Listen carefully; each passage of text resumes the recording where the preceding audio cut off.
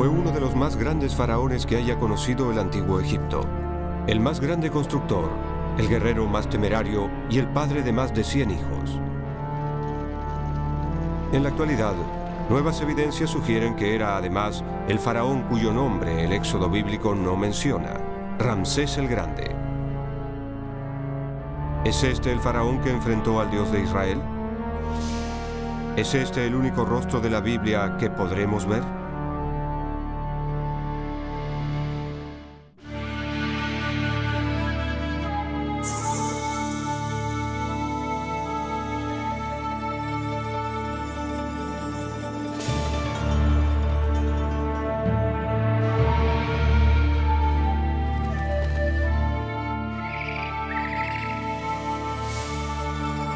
Los soberanos egipcios.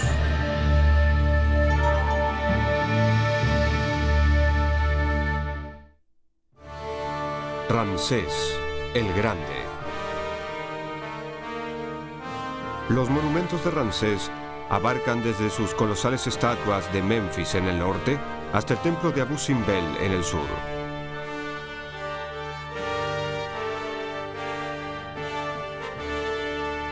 En medio, el Valle del Nilo está salpicado de templos, palacios y estatuas construidas por el faraón que el mundo conocería como Ramsés el Grande.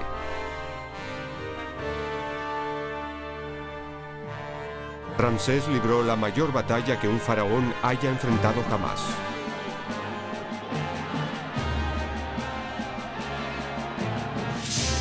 Superado en cantidad, sobre territorio hostil, se abrió camino mientras quienes lo rodeaban se disponían a huir.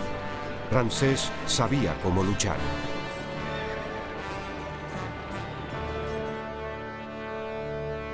La única batalla que posiblemente haya perdido fue frente al Dios de los hebreos.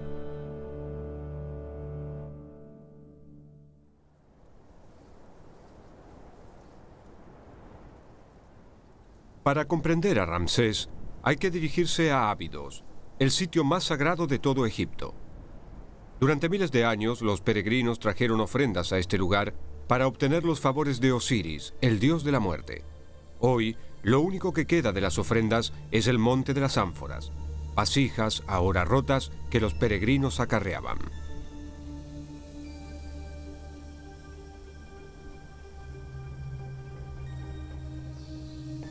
El abuelo de Ramsés fue el primer faraón de su dinastía.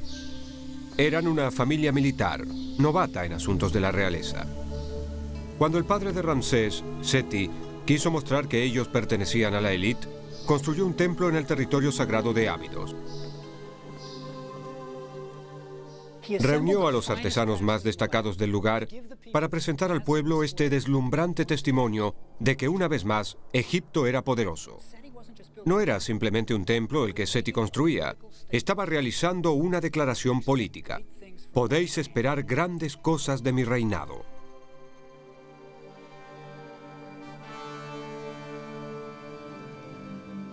Este fue el padre de Ramsés. Era una familia de grandes emprendedores y Ramsés se propuso superarlos.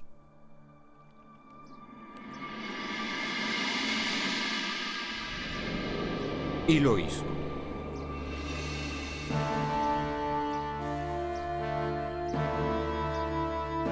Cuando se convirtió en faraón, Ramsés construyó un templo tan imponente que sería por siempre su marca distintiva y un emblema para todo Egipto. Ramsés tenía solo 20 y tantos años cuando comenzó a construir Abu Simbel. Se encuentra en Nubia, en la frontera sur del antiguo Egipto. Fue un proyecto único. La mayoría de los templos eran construidos con bloques de piedra, encastrados y luego tallados. Abu Simbel fue esculpido en la montaña. Hubo que desarrollar nuevas técnicas para trabajar la roca. Los artistas descendían en andamios desde la cima de la montaña para pintar una enorme cuadrícula que servía como guía a los escultores que luego tallaron las 4 estatuas de 20 metros de alto representando a Ramsés sentado en su trono. Pero, ¿por qué construir un monumento tan fantástico en un sitio tan remoto?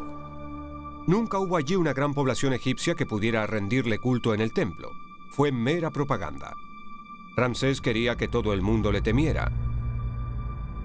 Nubia era la fuente del oro de Egipto, y el templo constituía un terrible testimonio del poder de Ramsés para los nubios. Quien entrara a Egipto desde Nubia debía navegar frente al templo con sus 4 colosales estatuas de Ramsés mirando hacia abajo. Y si un habitante de Nubia se detenía a visitar el templo, en la entrada misma iría a toparse con impresionantes tallas de cautivos, muchos de ellos nubios.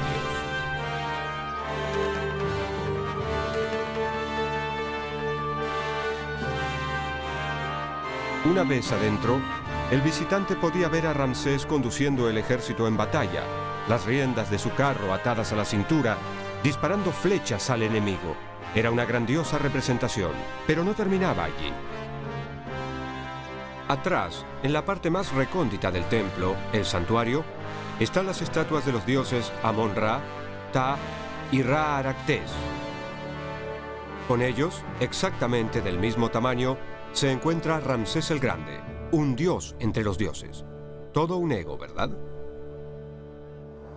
Y Ramsés no se contentó con un único templo en Abu Simbel. Construyó un segundo para su amada reina Nefertari. Se casaron siendo adolescentes y sin duda él la adoraba.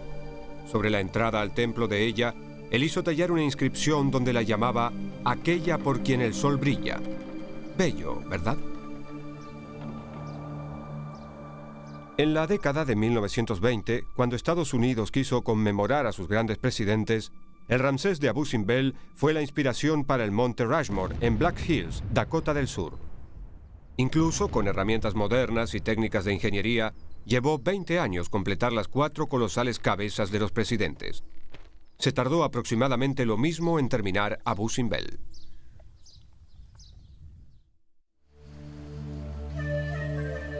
Ramsés inició su reinado con una ráfaga de actividad. Egipto es un país vasto. La mayoría es desierto, y es el Nilo el que hace habitable el territorio.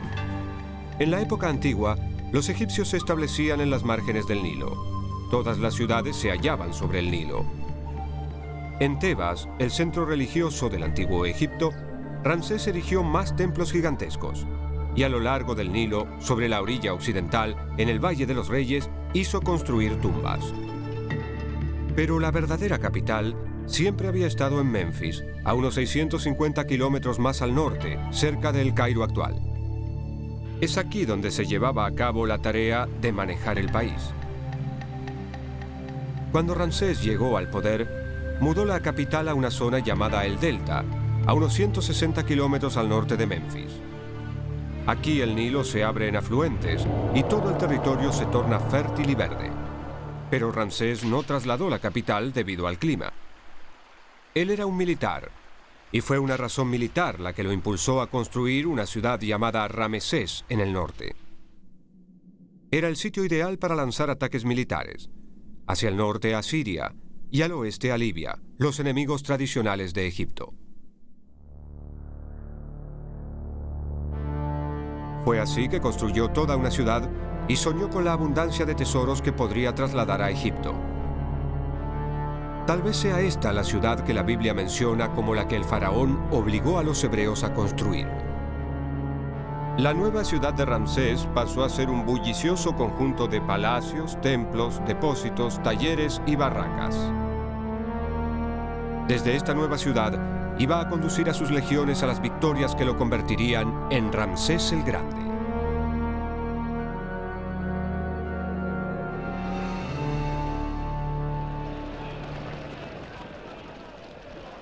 Con 25 años de edad, Ramsés era el líder del ejército profesional más grande que el mundo antiguo hubiera visto jamás. Muy impresionante, ¿verdad? El ejército estaba compuesto por infantería y carros de combate. La infantería superaba los 20.000 soldados. Sus armas eran el hacha, la lanza y la espada. Como la capacidad de maniobra era esencial, los carros de combate debían ser livianos. Por lo tanto, se rompían fácilmente, y solo unos pocos han sobrevivido.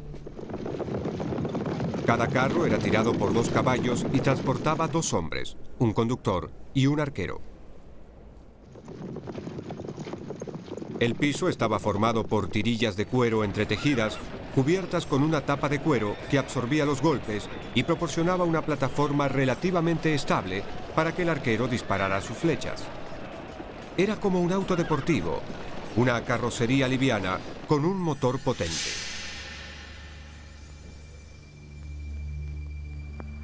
Su reputación de guerrero temerario fue sentada por Ramsés en la batalla de Kadesh. Tenemos más registros de esta batalla que de cualquier otro acontecimiento de la historia antigua. Fue el equivalente para el antiguo Egipto de George Washington cruzando el Delaware. Lo magnífico es que no solo tenemos los registros escritos de la batalla, aún se conserva el campo en el cual Ramsés luchó. La antigua ciudad fortificada de Kadesh, en Siria, fue construida en una colina. Este sitio ha estado habitado durante más de 3000 años y hoy un pueblo moderno continúa estando en su cima. Pero tal vez pronto quede desierto. La sal y el agua del suelo han provocado que la mayoría de los habitantes abandonen sus hogares. Ahora, solo unos pocos pobladores viven en lo que una vez fue un punto estratégico del Medio Oriente antiguo.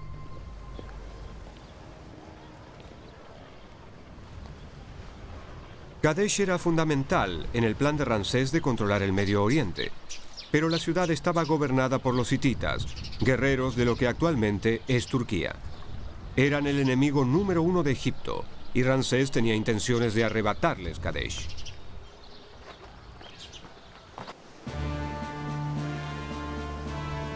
Entonces, en el segundo mes del verano, durante el 5º año de su reinado, 20.000 soldados partieron de Egipto, liderados por Ramsés. El plan era conquistar Kadesh y todo el territorio que la rodeaba. Los soldados estaban repartidos en 4 divisiones de 5.000, y cada una llevaba el nombre de un dios egipcio: Amón, Ra, Ta y Set. Mientras Ramsés conducía su carro dorado con el ejército extendiéndose a lo largo de kilómetros, no dudaba de su próxima victoria. Ramsés no había estado jamás cerca de la derrota. Seguramente, pronto Kadesh sería suya. Ramsés el Grande conducía la más poderosa fuerza militar que el mundo haya visto. Velozmente atravesaron Gaza, camino al norte, pasaron Canaán y se dirigieron a Galilea. Al entrar en Siria, habrán divisado vastas zonas verdes con flores silvestres, algo desconocido en Egipto. Y a la distancia, montañas coronadas de nieve. Posiblemente haya sido la primera vez que vieron nieve.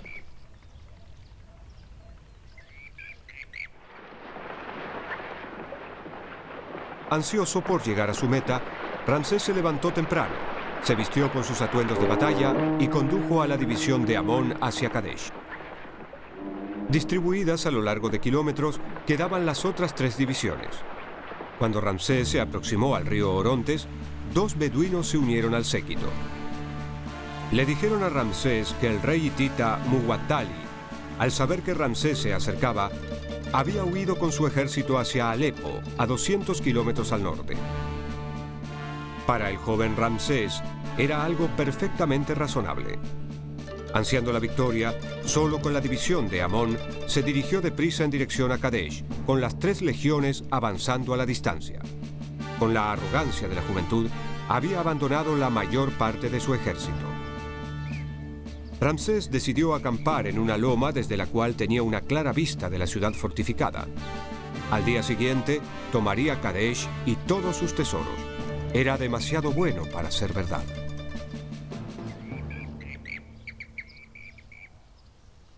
Mientras Ramsés establecía el campamento, sus centinelas capturaron a 2 espías hititas y les arrancaron la verdad. Ramsés había sido atraído hacia una trampa. Muwattali lo esperaba en los bosques a espaldas de Kadesh con 40.000 soldados. Mientras Ramsés y sus oficiales diseñaban planes de emergencia, los hititas atacaron.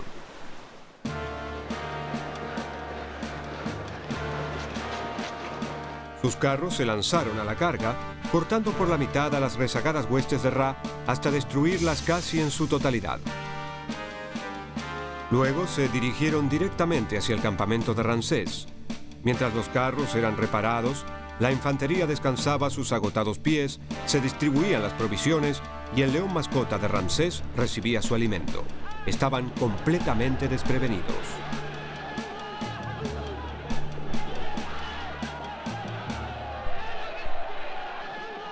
Atravesando la barrera de escudos egipcios que formaba un vallado alrededor del campamento, los carros hititas sorprendieron a las fatigadas tropas.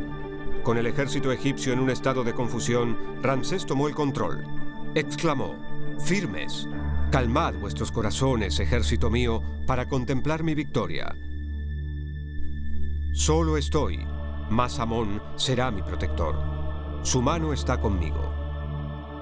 Mientras Ramsés alentaba a quienes estaban con él, trepó a su carro, elevó una plegaria a Amón y se lanzó a la carga. Jamás se le ocurrió que podría perder. Sorprendiendo a los hititas con su valentía, Ramsés colocó la ventaja de su lado.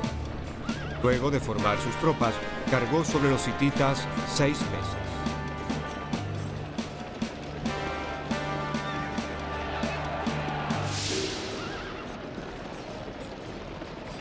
Finalmente, los carros hititas fueron forzados a huir a través del río.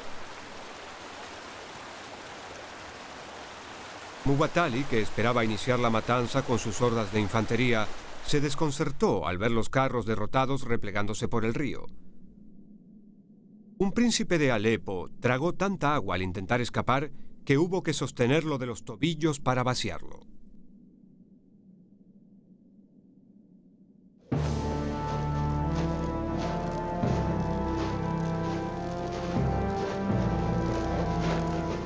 Una derrota se tornó en victoria. Ahora se procedía a cortar y apilar las manos derechas de los hititas muertos para que los escribas de Ramsés pudieran contarlos fácilmente. Era solo el final del primer asalto.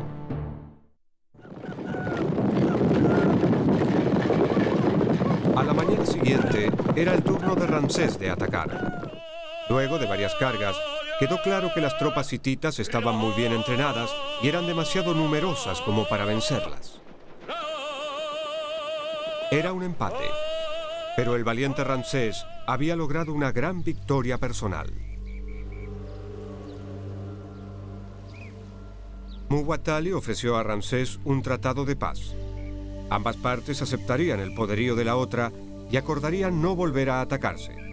Pero Ramsés no aceptó ninguna de las dos cosas, solo consintió una tregua. Conservaba aún su interés en Kadesh. Ramsés y su ejército marcharon hacia su ciudad del delta. Debió haber sido una gran entrada con la exhibición de los prisioneros hititas y las historias de la increíble valentía del faraón. Es la sustancia con que se hacen las leyendas. Ramsés hizo tallar la historia de la batalla de Kadesh en los muros de sus templos, creando el documento más detallado que la historia antigua haya registrado sobre una batalla. Era la historia que Ramsés nunca se cansó de contar y que los egipcios adoraban escuchar. Pero pronto tendría en sus manos una batalla de naturaleza completamente distinta, una batalla contra el Dios de los hebreos.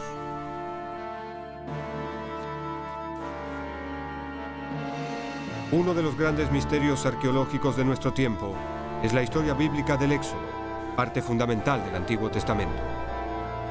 Supuestamente, 600.000 hebreos abandonaron Egipto, pero existen escasas evidencias arqueológicas directas que lo demuestren. Y uno de los personajes centrales de la historia podría ser Ramsés el Grande, pero ¿ocurrió realmente? Según la Biblia, los hebreos que habitaban el delta se habían tornado demasiado numerosos, y en un intento por controlarlos, el faraón los obligó a construir las ciudades almacén de Pitón y Ramesés, donde se depositaban las provisiones del ejército.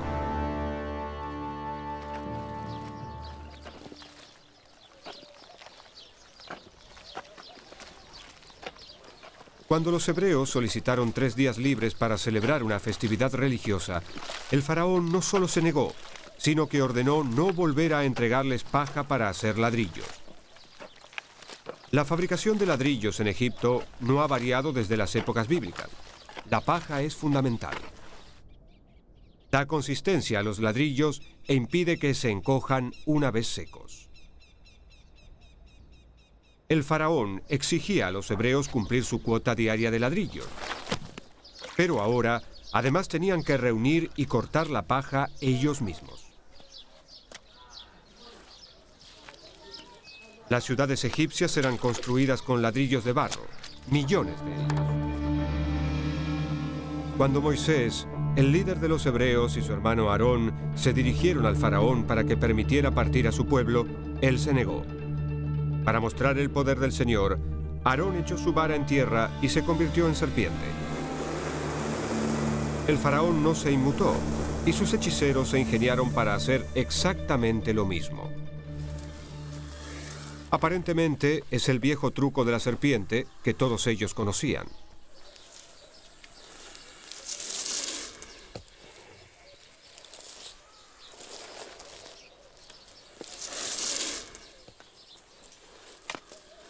Aún en la actualidad, los egipcios encantadores de serpientes saben cómo hacerlo. Son estupendos en el arte de generar confusión. En definitiva, el truco es muy deslumbrante.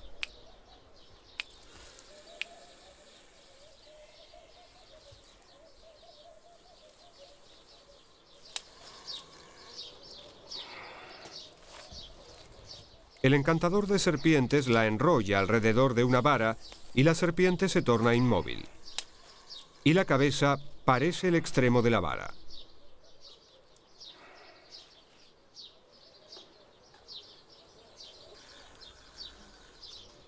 Moisés pudo haber mostrado al faraón algo como esto.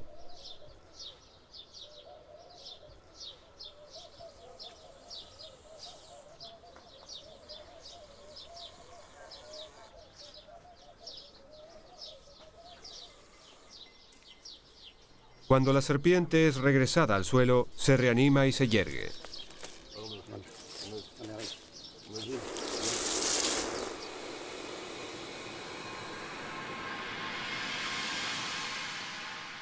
La confrontación final de la historia del Éxodo se lleva a cabo entre el Dios viviente de los egipcios, el faraón, y el Dios de los hebreos, que lanza 10 plagas sobre Egipto. Moisés dice: golpearé las aguas que conforman el Nilo con mi vara, que es mi mano, y se convertirán en sangre, y los peces del Nilo morirán. Y el Nilo se viciará, y los egipcios aborrecerán el agua que el Nilo les da de beber. Cuando esto sucedió, el faraón no se atemorizó y rechazó la partida de los hebreos. Recuerden, el faraón es también un dios. Además, el Nilo siempre se tornaba rojo durante la época de las inundaciones, cuando el río crecía y arrastraba humus rojo. Las plagas siguientes, ranas, piojos, insectos, langostas, úlceras y granizo, tampoco asustaron al faraón. Eran acontecimientos demasiado naturales. Seguía negándose a dejar partir a los hebreos. Entonces, el Señor dijo a Moisés: eleva tu mano hacia el cielo, a que haya tinieblas sobre la tierra de Egipto, una oscuridad que se pueda sentir. Me recuerda a una tormenta de arena. El faraón habrá visto muchas y no iba a liberar a sus esclavos a causa de un suceso natural. Es la 10ª plaga, no obstante, la que no puede explicarse como una peculiaridad de la naturaleza. Entonces dijo el Señor: a la medianoche, yo saldré por en medio de Egipto, y todos los primogénitos de la tierra de Egipto morirán. Acongojado por la muerte de su hijo primogénito, el faraón finalmente cede y se inicia el éxodo. Pero aún después de todas las plagas y la muerte de su hijo mayor, el faraón se niega a darse por vencido. En su última jugada por impedir la derrota, alista rápidamente sus carros y parte tras los hebreos. En ese momento ocurre el milagro de la separación de las aguas, permitiendo que los hebreos escapen.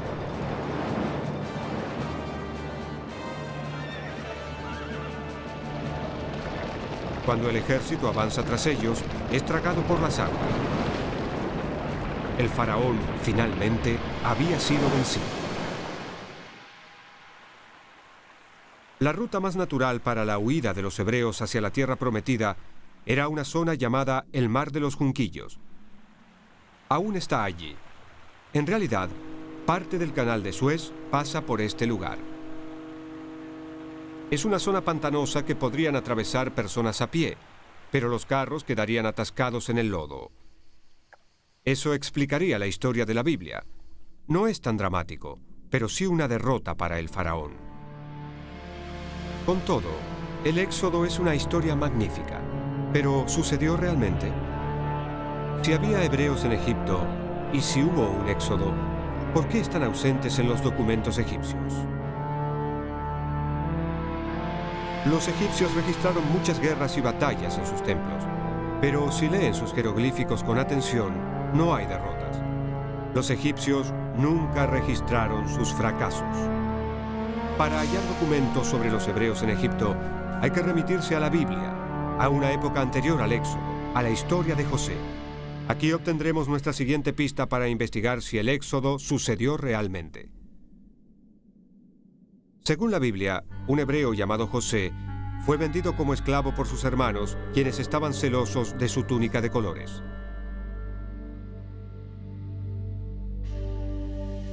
José va a parar a Egipto. Es injustamente acusado de atacar a la esposa de su amo y es arrojado a la cárcel. Pero José posee una habilidad que lo salva. Puede interpretar los sueños. En la prisión, interpreta con exactitud los sueños de sus compañeros de celda. Finalmente, el faraón se entera de su habilidad. El faraón tenía sueños que ninguno de sus sacerdotes podía interpretar. Había visto 7 vacas gordas siendo devoradas por 7 vacas flacas.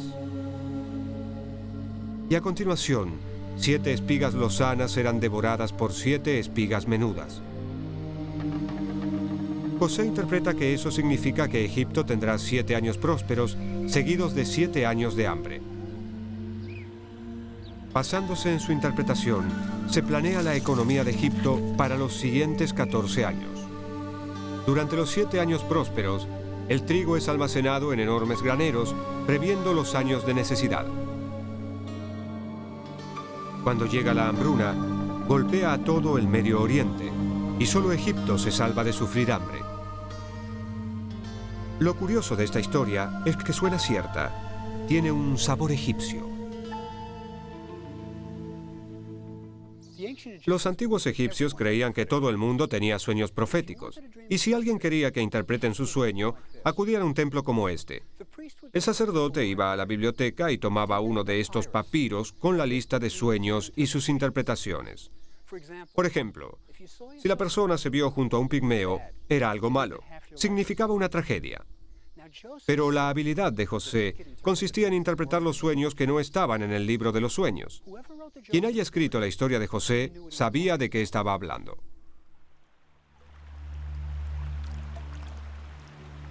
Existen incluso evidencias de la historia de José en la isla de Shael, cercana a la frontera sur de Egipto. La isla está cubierta de inscripciones en las rocas, y hay una que habla sobre 7 años de hambruna, como en la historia de José.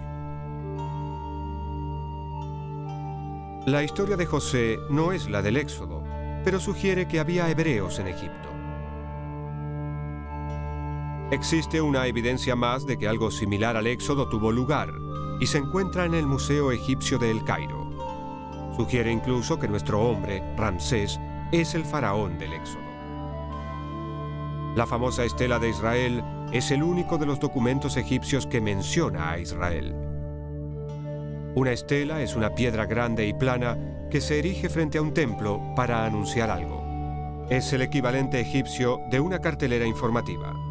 Esta fue erigida por el sucesor de Ramsés, Meremptah, jactándose de sus proezas militares. Estaba especialmente orgulloso de haber conquistado a los libios y a los misteriosos pueblos de mar que habían intentado invadir Egipto. Pero aquí, en la parte de abajo, habla sobre su expedición militar a Palestina.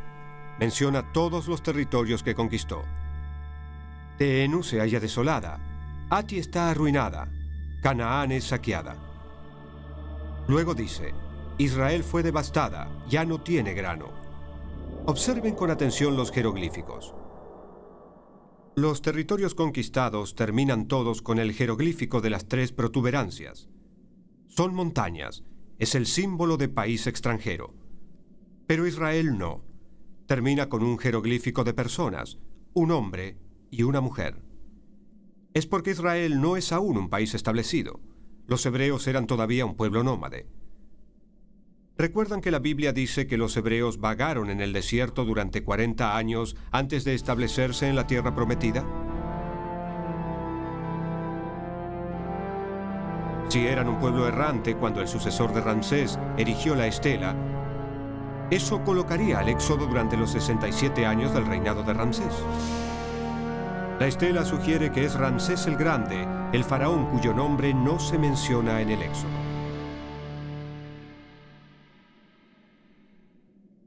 Existe una pista final que indicaría que Ramsés era el faraón del Éxodo y proviene de uno de sus hijos. En casi todos los templos que construyó, Ramsés hizo tallar a sus hijos en los muros. Estaba realmente orgulloso de ellos. En el templo de Luxor hay un grupo de ellos. El primero es Amon-Erkefeshef. El 13º es Meremtah, que sucedió a Ramsés y se convirtió en faraón. Esto significa que sus primeros 12 hijos murieron antes que Ramsés. ¿Recuerdan la historia del Éxodo cuando el primogénito del rey muere? Pues bien, ¿cuándo murió el primogénito de Ramsés, Amon-Erkefeshef? La respuesta puede hallarse en Abu Simbel. Dentro del templo, también Ramsés mostró orgullosamente a sus hijos. A la cabeza del grupo se encuentra su primogénito, Amon-Erkefeshef. Estaba vivo y sano cuando este muro fue tallado.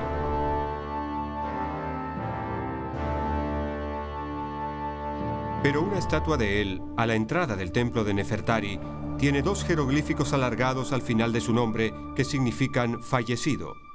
Es decir, que el primogénito de Ramsés ya había muerto cuando Abu Simbel se terminó de construir poco tiempo después del Éxodo, e incluso tal vez sepamos dónde fue sepultado.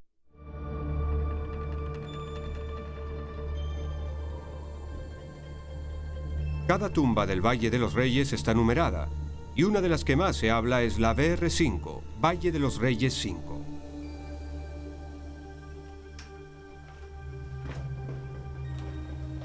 Ramsés construyó la tumba para sus hijos que murieron antes que él frente a su propia tumba para que estuvieran con él por toda la eternidad. Esta no es una tumba común. Cuando el Dr. Ken Weeks, egiptólogo, comenzó a excavar, resultó evidente que era la tumba más grande que se haya construido en Egipto.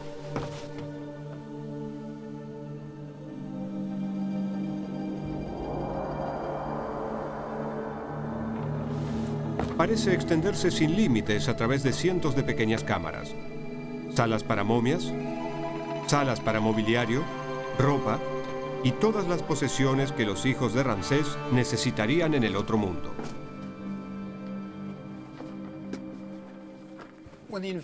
Cuando los investigadores comenzaron a despejar la tumba, hallaron vendas de momias, huesos y ánforas que antes contenían los órganos internos momificados. Encontraron también inscripciones con los nombres de los hijos de Ramsés.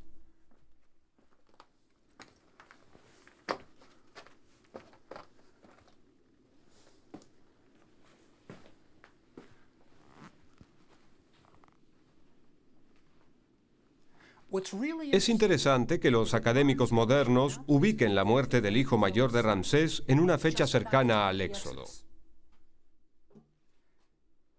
¿No resulta asombroso que esta tumba posiblemente sea el sepulcro del primogénito del faraón? El hijo cuya muerte llevó a los hebreos de Egipto hacia la tierra prometida.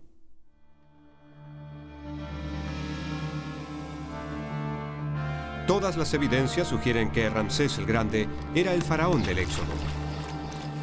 La historia de José demuestra que había hebreos en Egipto. Fue escrita por alguien que conocía Egipto en detalle. ¿Y la inscripción de los 7 años de hambruna en la isla Sahel? Eso muestra que hubo hambruna en Egipto. Y en la historia misma del Éxodo, Nos dicen que los hebreos construyeron las ciudades almacén de Pitón y Ramesés en el delta. Y el delta realmente está atestado de restos de las ciudades de Ramsés. Sumemos el hecho de que su primogénito murió aproximadamente en el 1262 a.C., la época del Éxodo, y todo parece indicar que Ramsés era el faraón cuyo nombre no se menciona. El Éxodo no sucedió exactamente como la Biblia lo describe, pero algo pasó y Ramsés estuvo involucrado. Es por eso que cuando observamos el rostro de Ramsés el Grande, posiblemente estemos viendo un personaje salido de la Biblia. Tal vez sea este el rostro de un hombre que conoció a Moisés. Si Ramsés era el faraón del Éxodo, eso explicaría un cambio radical en su conducta. La evidencia de esta crisis de la edad adulta se halla escrita en el muro de un templo para que todos la vean. Y es esta: el primer tratado de paz en la historia del mundo entre Ramsés y el rey hitita. Tiene todo lo que se espera de un tratado moderno. El pacto de no agresión, el fin de las hostilidades. Pero lo importante es que Ramsés el Grande promete no avanzar sobre el territorio de los hititas, no tomar nada de él. Ha renunciado a Kadesh. Durante años luchó por conquistar Kadesh. ¿Por qué está ahora dispuesto a darse por vencido? Pienso que la respuesta puede estar en el Éxodo. Ramsés había sufrido su primera derrota. Había perdido su hijo primogénito. Tal vez haya sido más de lo que podía soportar. El éxodo y la muerte de su primogénito y otros hijos suyos no fueron las únicas tragedias que Ramsés tuvo que afrontar.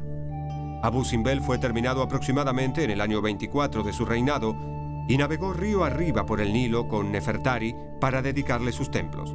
Ningún rey de Egipto había construido jamás algo así. De todas sus esposas, solo Nefertari era su amiga y compañera. Había estado a su lado en todas partes y aparece junto a él en las estatuas de sus templos. Este iba a ser el último viaje de Nefertari, aquella por quien el sol brilla. Murió al poco tiempo de su regreso al Palacio del Delta. El Valle de las Reinas fue denominado Palacio de la Belleza, y allí Ramsés construyó la tumba más hermosa de todo Egipto para Nefertari. Su amada reina está esbelta y elegante, lista para entrar en el otro mundo. Allí tomaría su merecido lugar junto a los dioses.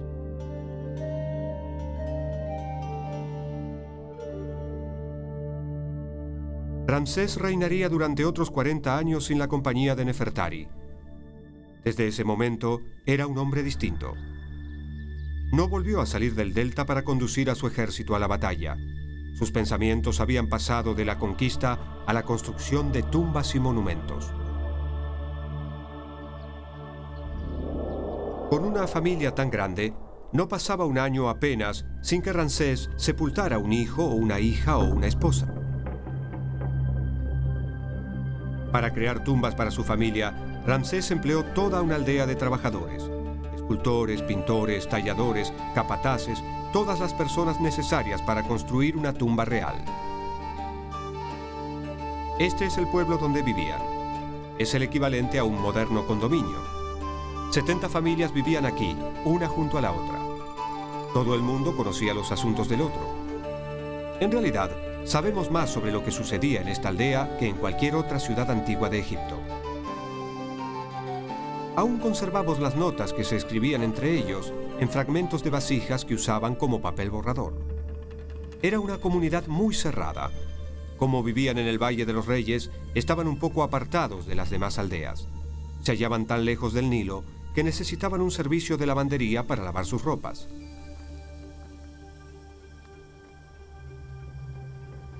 E intercambiaban sus habilidades. Grabaré tu ataúd si pintas mi tumba. Esa clase de cosas.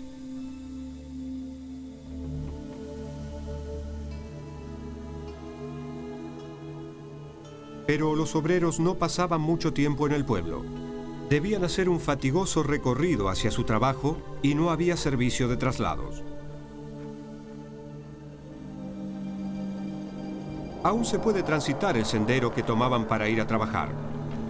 Imagínenlos caminando en pequeños grupos de 3 o 4, llevando sus herramientas, hablando.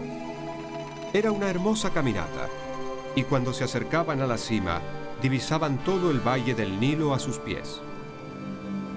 Debajo de ellos podían ver el templo funerario de Ramsés, que estaba en construcción. Me pregunto si competían entre los dos grupos. Nuestra tumba es mejor que vuestro templo. Sobre esta colina está el Valle de los Reyes. Es aquí donde Ramsés esperaba descansar por el resto de la eternidad. Luego de 67 años de un extraordinario reinado, Ramsés el Grande falleció en su palacio del Delta. Su cuerpo fue trasladado al taller del embalsamador, el mismo taller que había momificado a su amada Nefertari, a su hijo primogénito Amoner-Kepeshef y a tantos de sus hijos e hijas. Permaneció allí 70 días.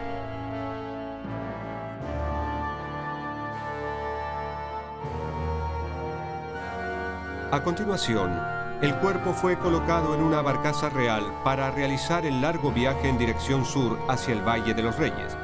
Durante 3 semanas, la embarcación que trasladaba el cuerpo de Ramsés navegó río arriba. El pueblo de Egipto se alineaba en las costas para dar su último homenaje al faraón que había gobernado tan bien durante casi 3/4 de siglo. Mientras la momia de Ramsés navegaba hacia el sur, las mujeres de los pueblos arrojaban arena sobre sus cabezas y se desgarraban las vestiduras en señal de duelo. Cuando la barcaza llegó a Tebas, fue recibida por el sumo sacerdote de Amón en la orilla este del Nilo.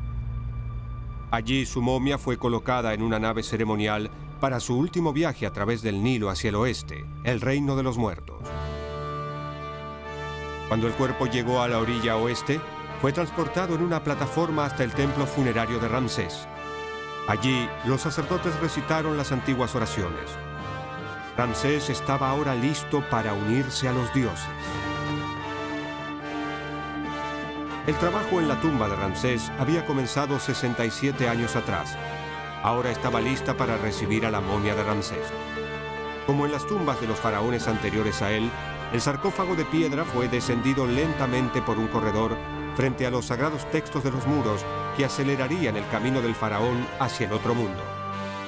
El libro de las puertas, con todas las consignas para superar cualquier obstáculo. Y lo más importante, el libro de los muertos, para asegurar la resurrección en el otro mundo. El corredor descendía en lo profundo de la tierra. Las salas habían sido excavadas, esculpidas, lijadas y luego pintadas para que el rey pudiera mostrar a los dioses cómo debía ser tratado, como uno de ellos.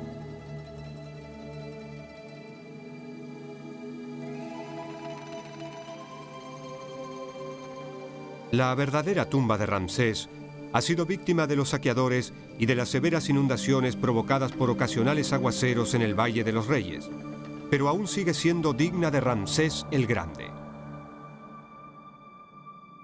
La cámara funeraria es la más grande del Valle de los Reyes y posiblemente contenía el mayor tesoro que se haya reunido jamás. Ramsés reinó 67 años en el país más rico de la tierra, suficientes para acumular los dorados tesoros que llevaría con él al otro mundo. Esta sala, sin dudas, contenía tesoros mucho más espectaculares que los de un joven faraón como Tutankamón. Para cuando Ramsés murió, la mayoría de los hombres que trabajaron en la tumba habían muerto también. Ramsés reinó durante 67 años. Para muchos egipcios, fue el único rey que conocieron. Cuando Ramsés finalmente se elevó a los dioses, Egipto lloró.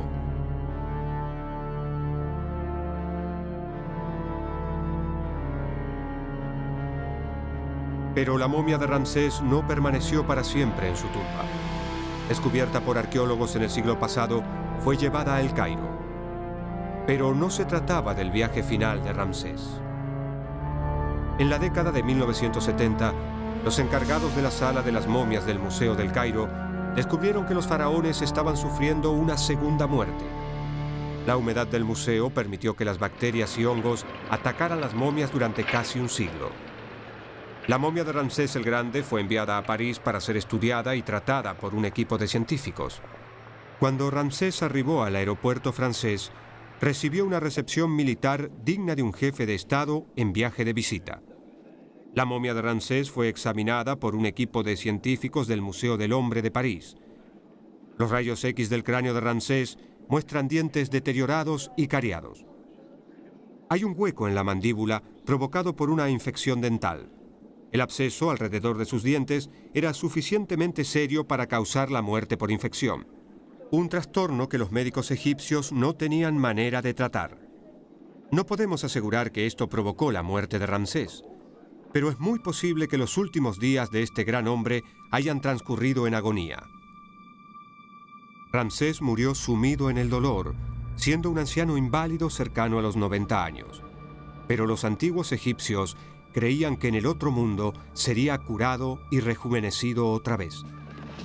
Me gusta imaginar a Ramsés en algún lugar del oeste, partiendo del palacio del Delta en su carro, el ejército extendido a lo largo de kilómetros, encaminándose hacia nuevas conquistas. Y cuando él regresa, su amada Nefertari lo espera con un grupo de sus hijos. Y cuando se reúnen a su alrededor, Ramsés le habla de sus victorias y sus aventuras.